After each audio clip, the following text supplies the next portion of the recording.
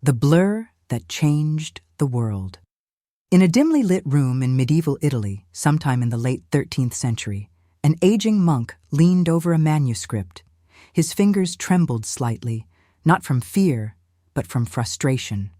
The words in front of him, once sharp and sacred, had begun to dissolve into a fog. Years of devotion to reading and copying texts had taken their toll.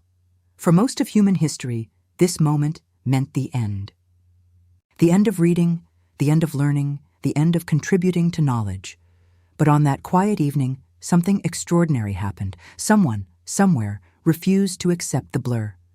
And from that refusal, one of humanity's most life-changing inventions was born. The eyeglasses. Chapter 1.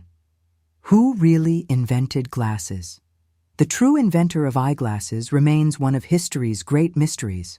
Unlike inventions such as the telephone or the airplane, there is no single universally accepted name. Many historians point to Salvino d'Armate, a figure often credited in popular stories. According to tradition, he invented eyeglasses around 1284 in Florence, Italy. However, modern historians believe this claim is more myth than fact. More reliable evidence suggests that eyeglasses were developed by Italian craftsmen, particularly in regions like Venice and Florence, where glassmaking was highly advanced. One of the earliest written references comes from a Dominican friar, Giordano da Pisa, who mentioned around 1306 that eyeglasses had been invented less than 20 years earlier. So while we may never know the exact person, we know this. Eyeglasses were first invented in Italy around the late 1200s. The spark of an idea. The idea behind eyeglasses didn't come out of nowhere. Long before glasses, humans had already discovered that curved glass could magnify objects. Ancient Romans, including Seneca, noticed that looking through a glass sphere filled with water made text appear larger. Later, scholars in the Islamic world, such as Ibn al-Haytham, studied optics extensively. His groundbreaking work on light and vision laid the scientific foundation for lenses. So when medieval Europeans began experimenting with glass, they weren't starting from scratch. They were building on centuries of knowledge. The real breakthrough came when someone realized, if curved glass can magnify, maybe it can help people see. Why were glasses invented? The primary reason was simple, but powerful: to help people read again. In medieval Europe, reading was not just a hobby, it was a sacred duty, especially for monks, scholars, and priests. But as people aged, many developed presbyopia, a condition where nearby objects become difficult to see. Before glasses, this meant scholars had to stop reading. Scribes could no longer copy texts. Knowledge transmission slowed down. Eyeglasses changed everything. They gave aging minds a second life. Chapter 4. What did the first glasses look like? The first eyeglasses were very different from what we use today. They were called rivet spectacles and had two small convex lenses, frames made of wood, bone, or metal. A rivet connecting the lenses. No arms. They didn't sit on ears. Instead, users had to hold them in front of their eyes manually. These early glasses were mainly for reading, not for distance vision. What are glasses made of? Modern eyeglasses are a blend of science and craftsmanship. Main components: lenses, glass or plastic, polycarbonate, designed to correct vision, frame metal, plastic, or composite materials, coatings, anti-reflective, scratch-resistant, UV protection, nose pads and hinges for comfort and flexibility. How are glasses made? The process today is highly advanced. Eye test determines prescription lens. Design computer calculates curvature.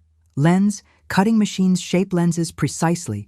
Polishing and coating enhances clarity and durability. Frame, fitting lenses are mounted into frames. Quality check ensures perfect alignment. Life before glasses. Before eyeglasses, people with poor vision had limited options, using magnifying stones, holding objects closer or farther away, relying on others for reading. Ending careers early. Imagine a scholar losing the ability to read at 40. That was normal.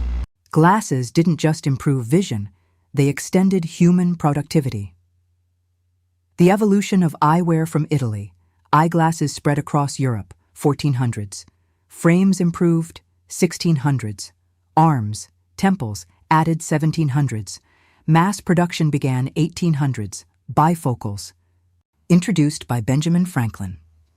By the 20th century, glasses became common worldwide. Chapter 9.